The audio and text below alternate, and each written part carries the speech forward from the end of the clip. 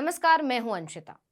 जाति के आधार पर जिस भेदभाव और ऊंच नीच के फासले को खत्म करने के लिए डॉक्टर भीमराव अंबेडकर ने दुनिया का सबसे शानदार संविधान बनाया, लेकिन मोदी के नए भारत में वो फासला, वो भेदभाव कम होने के बजाय बढ़ गया है।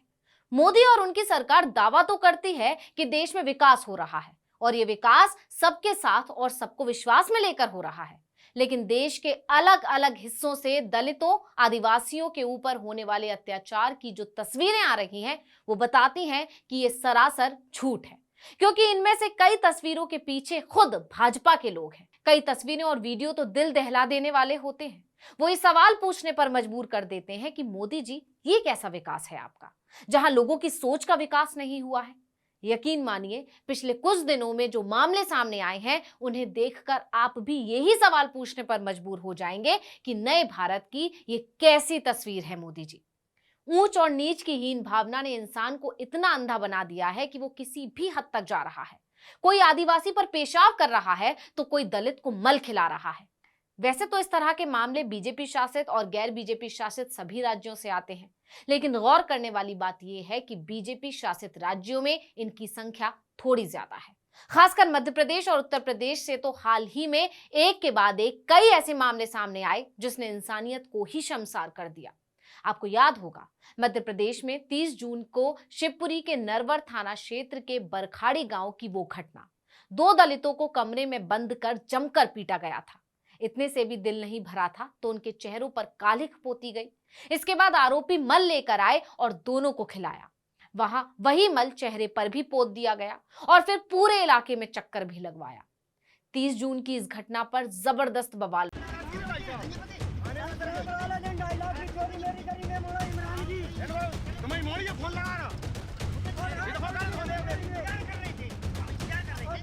मचा था। राज्य की शिवराज सरकार की जबरदस्त किरकिरी हो रही थी कि 4 जुलाई को सीधी जिले का एक और वीडियो सामने आ गया। इस वीडियो की सबसे ज्यादा चर्चा इसलिए हुई क्योंकि इसमें समानता की बड़ी बड़ी बातें करने वाली बीजेपी के ही नेता प्रवेश शुक्ला ने आदिवासी मजदूर दशमत रावत पर पेशाब कर दिया था। वीडियो के सामने आने के बाद पूरे देश ने इस घटना की आलोचना की। सिर्फ ये ही नहीं, 7 जुलाई को एक और दूसरा मामला सामने आया। ये मामला भी मध्य प्रदेश का ही है। धार जिले के नालछा में रहने वाले 2 भाई बाइक से जा रहे थे, तभी उनकी बाइक फिसल गई और दोनों गिर गए। इस दौरान पीछे से आ रहा आरोपी युवक सुमित चौधरी ने नशे में बाइक को हटाने को कहा और गालियां देने लगा। इस बात का दोनों भाइयों ने जब विरोध किया तो अपने साथियों के साथ सुमित चौधरी ने मजदूरी करने वाले दोनों दलित भाइयों को रात भर कमरे में बंद रखकर जमकर पीटा। ऐसे तमाम मामले हमें आए दिन देखने को मिलते हैं, लेकिन ये सिर्फ मध्य प्रदेश का ही हाल नहीं है, बल्कि योगी के यूपी में भी दलितों और आदिवासियों की हालत बदतर ही है। 6 जुलाई का ही मामला है जब उत्तर प्रदेश के सोनभद्र से इंसानियत को शर्मसार करने वाला एक मामला सामने आया था, जहां बिजली विभाग में संविदा पर तैनात लाइनमैन ने अपने चप्पल पर थूक कर एक युवक को चटवाया। पीड़ित की गलती सिर्फ इतनी थी कि उसने लाइट ठीक करने की कोशिश कर दी थी। इस पर लाइनमैन को इतना गुस्सा आ गया कि उसने सारी हदें ही पार कर दी। इस घटना का वीडियो सामने आने के बाद योगी सरकार पर भी सवालों की बौछार हो रही है कि योगी जी, क्या आप इसे कहेंगे उत्तम प्रदेश?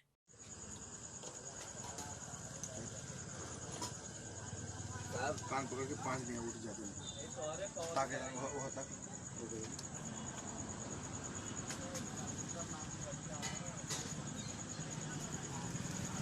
अब कभी दिखावे ना ऐसा न दिखाई साहब, लेकिन हम 2200 रुपया देवे के पाए उनसे देवे बजे देते हैं हमारे मम्मा का पैसा मांगे और जो लाइन जो ले ले वो पैसा कहाँ